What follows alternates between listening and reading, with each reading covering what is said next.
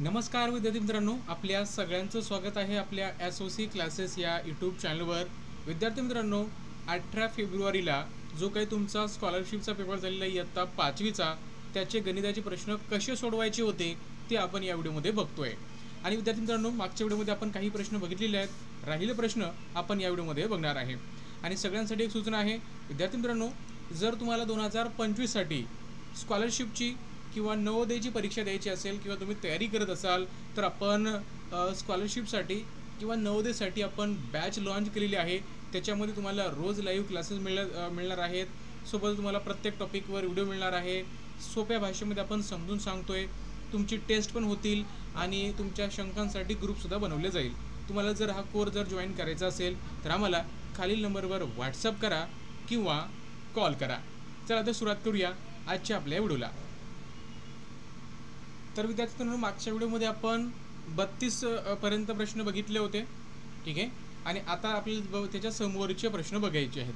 15-20 मिनिटांमध्ये जेवढे काही प्रश्न आपल्याला बघता येईल ते आपण इथं बघण्याचा प्रयत्न करणार आहे.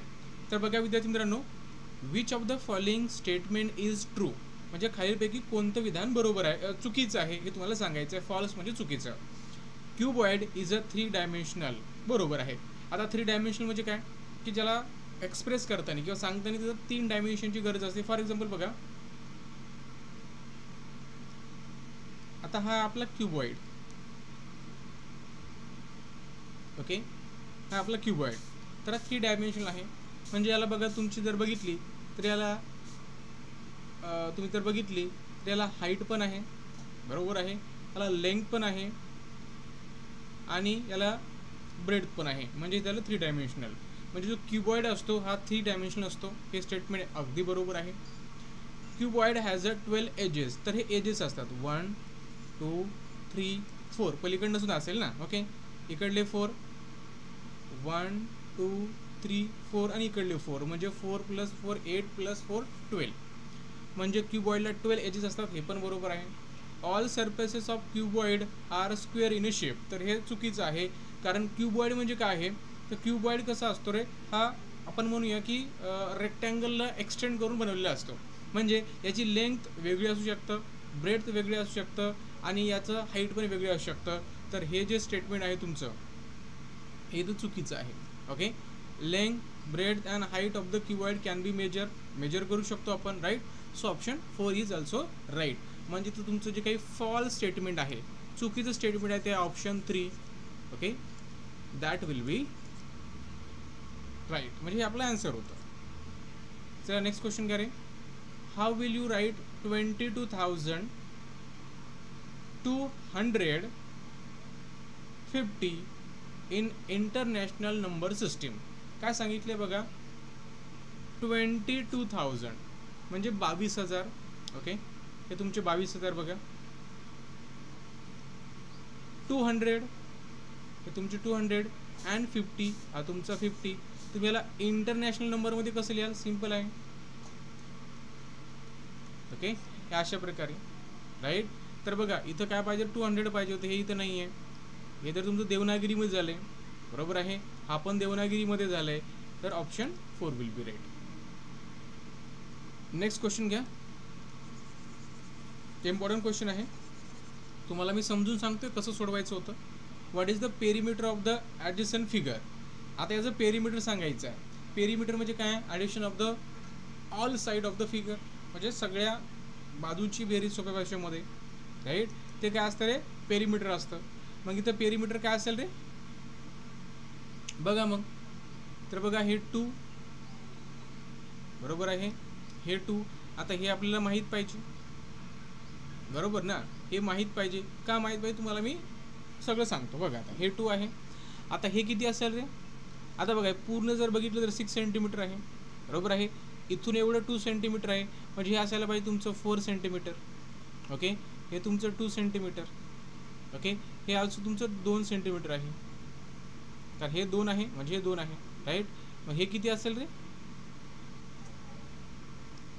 हे किती असेल बघा, हे किती आहे बघा, हे 2, हे 2, हे 2, म्हणजे हे सगळं जर बघितलं तर 4 आहे, सॉरी 8 सेंटीमीटर आहे.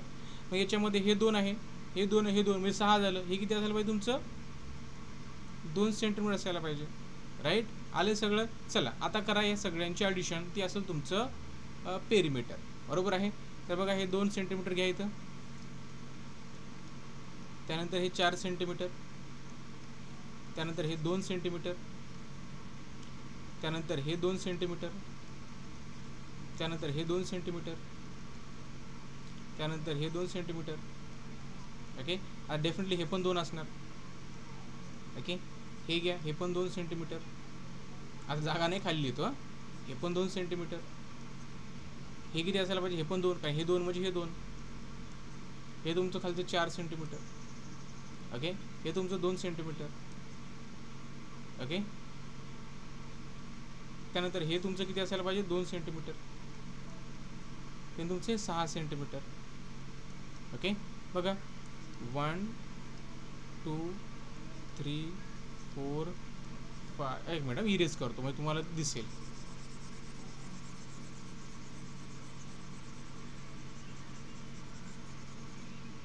आता बघा आपण किती साईड घेतल्या बघा, 1 2 3 4 5 6 7 8 9 10 11 12 13 14 and 15. तर बघा 15 नंबर लिहिलेत का आपण, चुकायला नको. 2 3 4 5 6 7 8 9 10 11 12 13 आणि 14. हे कुठलं राहिलं रे, 14च लिहिली. चला आपण डायरेक्टली ॲडिशनच करूया. ठीक आहे, आता एक कुठं राहिलं आहे ते बघूया. एक मिनिट, डायरेक्ट ॲडिशन करू आता. ठीक आहे, आता गडबडीमध्ये काहीतरी एखादं मी विसरलो लिहायचं, तर तेवढं झेमेलं करायचं नाही. डायरेक्ट आपण ॲडिशन करूया. ठीक आहे, म्हणजे आपल्या डोक्याला ताण नाही जात. डायरेक्टच काय करायचं, ॲड करायचं. बघा बघा आता मी सांगतो तुम्हाला, हे 2 सेंटीमीटर, हे तुमचं किती आहे रे, हे तुमचं किती असायला पाहिजे, हे तुमचं 4 असायला पाहिजे. ओके, 6 6 2 8 8 2 10 10 2 12 12 2 14 14 2 16 16 2 18 18 2 20 20 2 22 22 4 26 26 2 28 28 2 30 30 हे 6 36. सोपं आहे.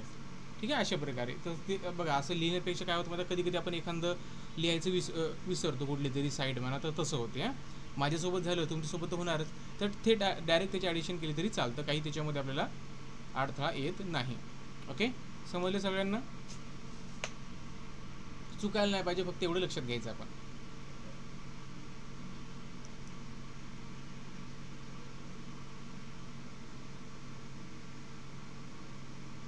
चला समोरचा प्रश्न आता घ्यायचा आहे आपल्याला. दिलीप परचेस,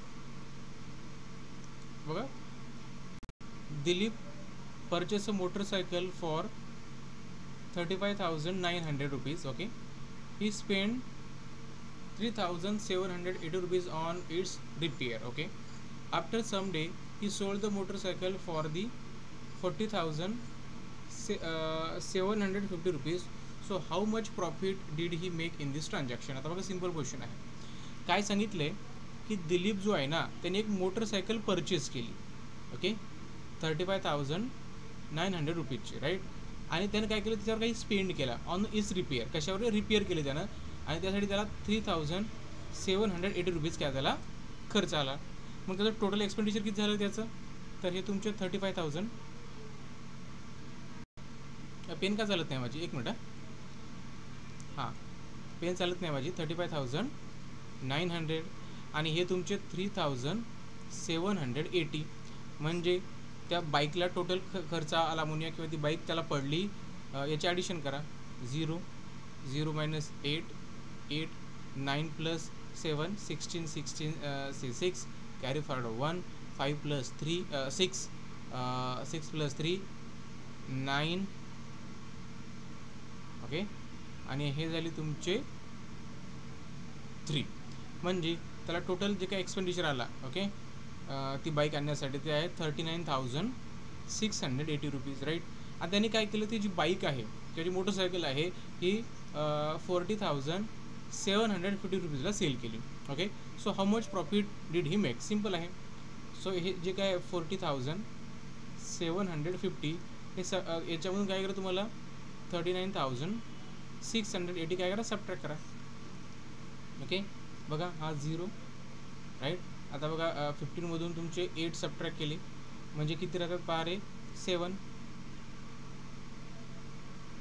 ओके इथं 7 मायनस 7 0 राईट. 10मधून 9 1 4 हा गेला तर 4 होईल म्हणजे येईल तुमचं 0. तर आन्सर आलं तुमचं 1070 rupees. So option 1 will be right. Right option 1 will be right. बघा असा क्वेश्चन सॉल्व करायचा. सिम्पल क्वेश्चन आहे सगळ्यात बरं. सगळ्यात सिम्पल क्वेश्चन डायरेक्टली मी तुम्हाला तो सॉल्व करून दाखवलेला आहे. ठीक आहे. मग तुम्हाला क्वेश्चन काय म्हणतोय आणि हे तुम्हाला समजलं पाहिजे. त्याशिवाय तुम्हाला नाही येणार आहे. समजलं पाहिजे क्वेश्चन काय म्हणतोय आपल्याला, देन तुम्हाला ते होऊन जाईल. बघा नेक्स्ट क्वेश्चन आहे. At a ration shop 85 packs of wheat, 50 sacks of rice and 50 sacks of tur dal was available for the sale. Okay, if every sack contained 40 kg of grains, how much grain in kilogram were available for the sale? Simple आहे. बघा हे 85 sacks आहेत. Okay हे 50 sacks आहेत आणि 15 sacks आहेत. Okay was available for the sale. म्हणजे बघा 85 प्लस 15 100 100 प्लस 50 150 सॅक्स आहेत तिथं. राईट हे टोटल सॅक्स आहेत. काय विचारलं if every sacks contain 40 kg of grain. जे प्रत्येक सॅकमध्ये काय 40 kg ऑफ ग्रेन आहे. तर तुम्हाला टोटल ग्रेन इन किलोग्राम सांगायचं. सिम्पली काय करा तुम्ही याला 40 मल्टिप्लाय करा. 150 सॅक्स आहेत त्याला 40 मल्टिप्लाय केलं की तुम्हाला टोटल किलोग्राम ग्रेन्स किती आहेत ते तुम्हाला मिळतील. ठीक आहे बघा 0 0 0 देन हा तुमचा 0 4 5चा 20 20 0 कॅरी फॉरवर्ड 2 4 1चा 4 6. ठीक आहे म्हणजे हे तर तुमचं 0 0 0 आणि हा 6. ओके आन्सर आहे 6000 kg. So option 3 will be right. Next question घ्या रे.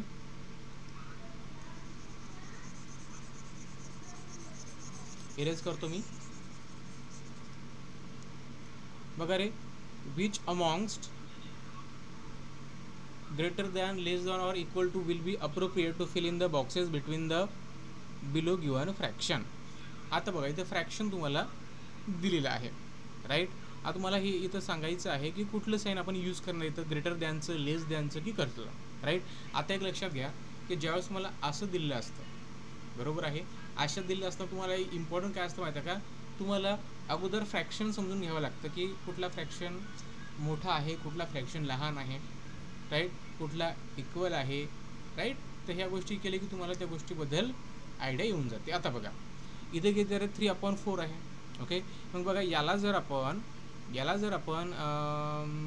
2ने डिवाइड केलं तर किती येतं रे. 2ने डिवाइड केलं तर 3 येतं आणि याला 2ने डिवाइड केलं तर 4 येतं. म्हणजे इथं पण 3/4 आलं. ओके म्हणजे इथं 3/4 आहे इथं 3/4 आहे. म्हणजे आपण म्हणू शकतो की इथं काय असायला पाहिजे तुमचं इक्वल टू साईन असायला पाहिजे. बरोबर आहे. इथं काय असायला पाहिजे रे तुमचं इक्वल टूचं साईन असायला पाहिजे. ठीक आहे राईट म्हणजे बघा हे आणि हे 2 तर नसणार. आता हे फक्त ऑप्शन 1 किंवा ऑप्शन 4 त्याच्या या 2पैकी एक आन्सर आहे. ठीक आहे मग चला इथं आपण बघूया. आता इथं किती आहे रे 3/4 हे असं आहे 7/9. आता आपल्याला बघायचं कुठला फ्रॅक्शन ग्रेटर आहे आणि कुठला फ्रॅक्शन इथं जो आहे तो आपल्याला स्मॉलर आहे फाइंड आउट करायचा आहे. मग कसं करता येईल रे आपल्याला. ठीक आहे कसं करता येईल सांगा बरं. आता बघा एक तर तुम्ही काय करू शकता याचं जे काही बघा तुम्ही एक लक्षात घ्या. तुम्ही याचं मला सांगा हा जो डिनोमिनेटर सेम करू शकता का रे. नाही करू शकत. डिनोमिनेटर तुम्ही सेम करू शकता का नाही करू शकत. बट तुम्ही न्यूमरेटर सेम करू शकता. आपण त्याच्यावरून सुद्धा सांगू शकतो. ओके फॉर एक्झाम्पल जर आपण याला 3ने मल्टिप्लाय केलं. ठीक आहे याला 3ने केलं म्हणजे याला पण 3ने करा. ओके म्हणजे इथे काय रे 21 इथं किती येईल रे 27 येईल. इथं पण 7ने मल्टिप्लाय करा. काय तर इथं 7 3 21 ओके अपॉन अपॉन इथं किती येतं रे तुमचं 28, राईट. त्यानंतर इथे किती येतं 21 अपॉन